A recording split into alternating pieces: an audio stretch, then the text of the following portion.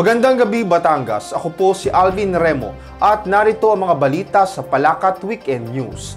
Pinarangalan ng pamahalang lungsod ang mga barangay service point officers sa lungsod sa pagdiriwang na ika-35 taong anibersaryo nito noong April 22. Tema ng selebrasyon ay katuwang ng lokal na pamahalaan sa pagpaunlad ng pamilya at pamayanan. Pinakamatagal sa serbisyo si Faye Javier ng Barangay Tulo na 39 na taon na siyang nanunungkulan. Sina Marcela Aguilar ng Barangay Pinamukan Ibaba at Marieta Aquino de la Paz ng Kulot Aplaya ay 37 taon ng serbisyo, habang sina Rene Untala ng Barangay San Pedro, Anisha Almares ng Santo Domingo at Mario Eje ng Santo Niño ay 35 taong naglilingkod bilang BSPOs.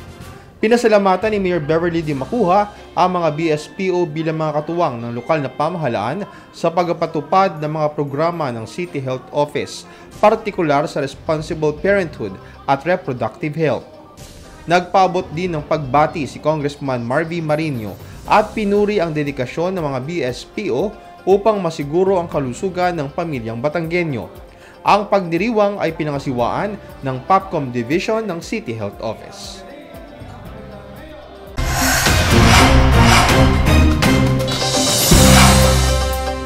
Humigit kumulang sa 1,000 tricycle drivers at operators sa lungsod ang ginawara ng bagong prangkisa ng Transportation Development and Regulatory Office o TDRO noong April 23. Narito ang report. Ayon kay TDRO Chief Edilberto Perez, may 4,000 tricycle ang bumabiyahe sa lungsod at halos kalahati dito ay kolorum, kung kaya't nais nila na ma-regulate ang mga ito. Binigyang diin niya na ang pagkakaroon ng prangkisa ay isang pribilehiyo na may kaakibat na responsibilidad, partikular ang pagsunod sa mga alituntunin na ipinatutupad ng pamahalaang lungsod. Nagkaroon din ng orientation bago ang pamamahagi ng prangkisa kung saan ipinabatid sa mga ito ang mga patakaran na kailangan nilang sundin. Ilan sa mga ito ay ang pagsusuot ng uniforme tuwing bumabiyahe, paglalagay ng basurahan sa loob ng tricycle, pag-iwas sa smoke belching, bawal ang paninigarilyo, paggamit ng professional license sa pagmamaneho at pagsunod sa fare matrix na ipinatutupad alinsunod sa Batangas City Traffic Ordinance of 2020. Maaaring suspendihin ng prangkisa ang mapapatunayang lalabag dito. Pinapayuhan din sila na gamitin ang pinakakanang bahagi ng kalsada kung hindi may iwasang dumaan sa highway o mga national road upang maiwasan ang mga aksidente. Ang tumanggap ng bagong prangkisa ay ang mga Tricycle Operators and Drivers Association na kabilang sa linyang G5 at bumabiyahe sa mga barangay na walang ruta ng jeep o may kakulangan sa sasakyan. Hiniling ni Mayor Beverly D. Macuja sa mga miyembro ng TODA na maging tapat, magkaroon ng disiplina sa lahat ng oras at maging tourism ambassadors upang mas maraming turista ang mahikayat na bumisita sa lungsod. Para sa Palakat Weekend News, kasama si Ivan Barza, Rona and Daya Contreras reporting.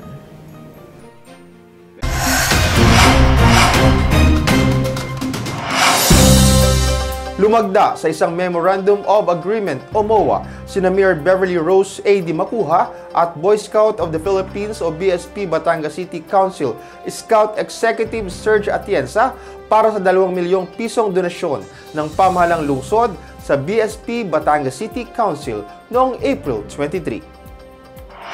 Ayon sa MOA, ang nasabing donasyon ay guguguli ng Council para sa implementasyon ng kanilang mga programa, proyekto at gawain sa taong ito.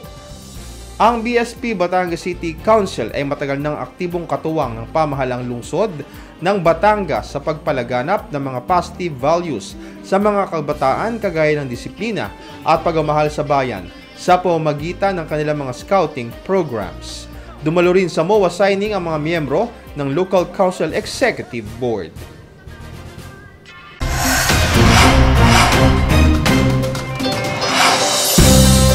Magbabalik ang Palakat Weekend News makalipas ang ilang paalaala. Mahahalagang paalala upang maiwasan ang sunog. Siguraduhin gumagana ang fire alarms at sprinklers. Sanayin ang sarili at mga kasamahan sa evacuation plan at sumali sa mga fire drills. Isara ang LPG kapag hindi ginagamit. Ipasuri sa electrician ang koneksyon ng mga kuryente taon-taon. Tanggalin sa pagkakasaksak ang mga gamit matapos tong gamitin. Huwag pabayaan ang mga nakasinding kandila o sigarilyo.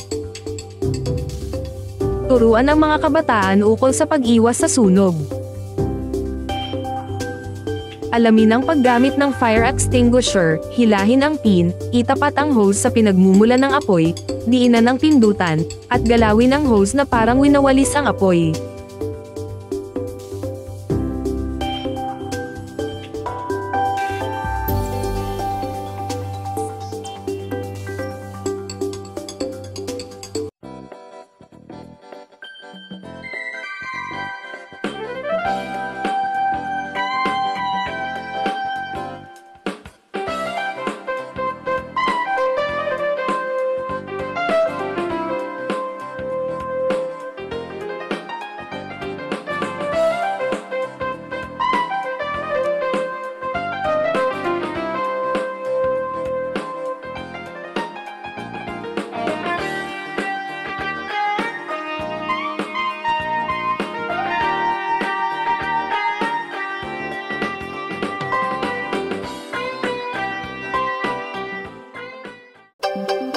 Ipinagbibigay alam sa lahat ng nakatanggap o makakatanggap ng mensahe mula sa Facebook account na gamit ang pangalan ni Mayor Beverly Rose D. Macuja at humihingi ng GCash account at mobile number na ito ay fake at walang kaugnayan sa punong lungsod.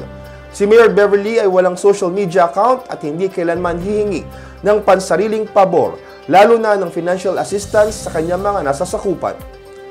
Nipagbigay alam na ang kasong ito sa kinuukulan at sa kasalukuyan ay patuloy ang investigasyon upang malaman kung sino ang nasa likod ng modus na ito. Kung kayo ay nakatanggap ng ganitong mensahe, kaagad i-report sa Public Information Office o mag-message sa Palacat, Batangas City FB page. Maraming salamat po.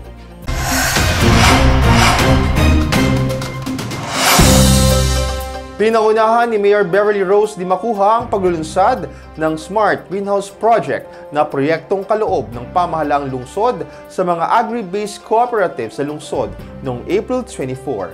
Nagbabalik si Rona Endaya Contreras. Ang greenhouse project with hydroponics ay isang paraan ng pagpapalaki ng halaman na hindi gumagamit ng lupa. Sa halip, ang mga halaman ay tinatanim sa tubig na may halong sustansya.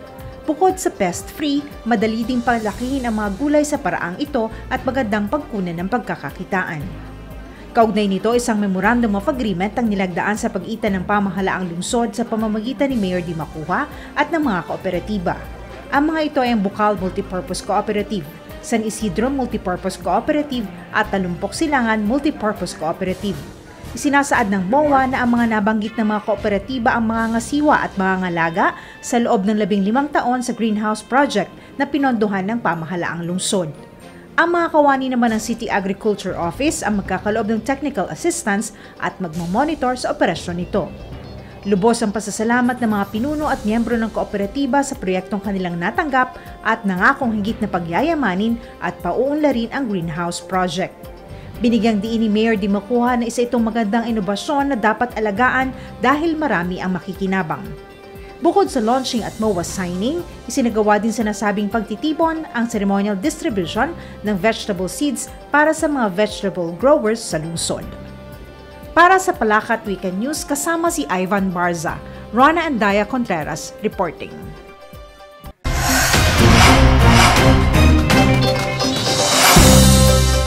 Pinangunahan ni Mayor Beverly D. Macuja at Congressman Marvy Marinho ang pamamahagi ng identification card o ID ng mga sangguniang kabataan, SK official sa lungsod noong April 18. Narito ang report ni Marie Villena Luwalhati.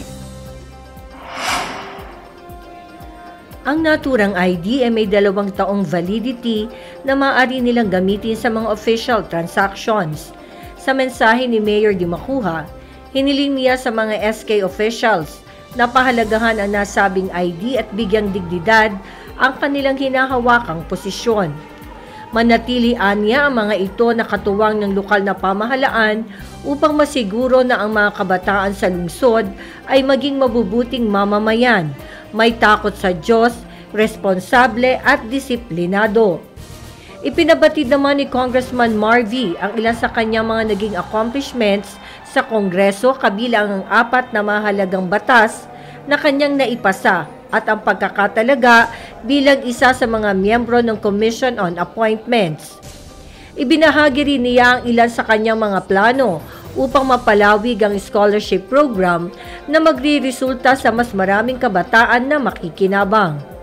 Ang distribution ay pinamahalaan ng tanggapan ng Public Affairs and Assistance Division na pinamumunuan ni Dr. Mean Antinor. Dumalo rin sa nabanggit na gawain si Vice Mayor Eliza Cruz kasama ang mga kasalukuyan at dating miyembro ng Sangguniang Panglungsod. Kasama sina Elmer Saraspe at Brian Casado, ito si Marie Villena Luwalhati reporting.